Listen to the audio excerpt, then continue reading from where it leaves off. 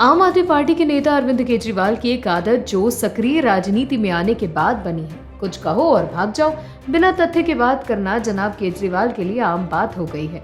भारतीय राजनीति में केजरीवाल यू टर्न लेने के लिए जाने जाते हैं। सत्ता में आने से पहले केजरीवाल कांग्रेस को पानी पी पी कर कोसते थे और भ्रष्ट पार्टी बताते थे।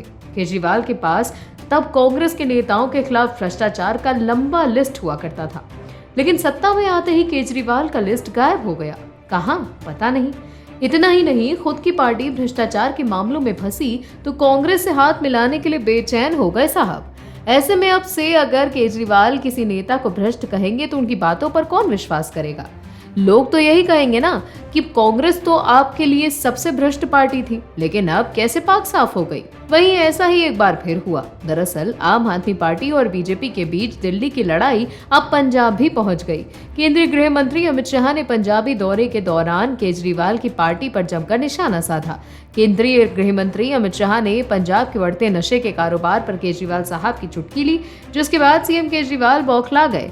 वैसे देश में पुरानी कहावत भी है कि सच हमेशा से कड़वा होता है। दरअसल गृह मंत्री अमित शाह ने गुरदासपुर में एक रैली को संबोधित करते हुए आम आदमी पार्टी सरकार पर जमकर हमला बोला। अमित शाह ने कहा है कि मोदी सरकार देश को नशे से मुक्ति दिलाने और पंजाब के अंदर से नशे के कारोबार को उखाड़ फेंकने की दिशा में काम कर रही है।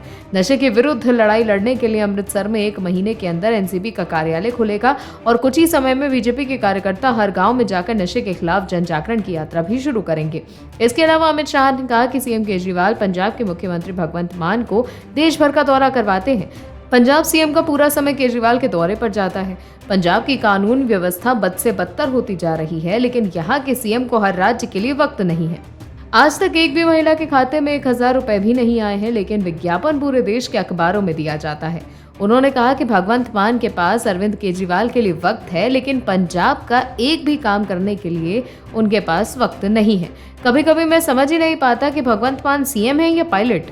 वहीं केजरीवाल के ऐलान के बाद उन्होंने कहा कि आम आदमी पार्टी अमृतसर में एनसीबी का दफ्तर खोल रहे हैं या बीजेपी का, फिर एनसीबी गांव-गांव में बीजेपी कार्यकर्ताओं के जरिए कैसे काम कर सकती है? इसका मतलब आपको पंजाब के नशे से कोई लेना देना नहीं। एनसीबी को इस्तेमाल करके बीजेपी का प्रचार करना है। वैसे नशा तो आपकी और अकाली दल की सरकार के दौरान ही फैला था साहब। और भी वीडियोस देखने के लिए चैनल को सब्सक्राइब करें और बेल आइकन को दबाएं।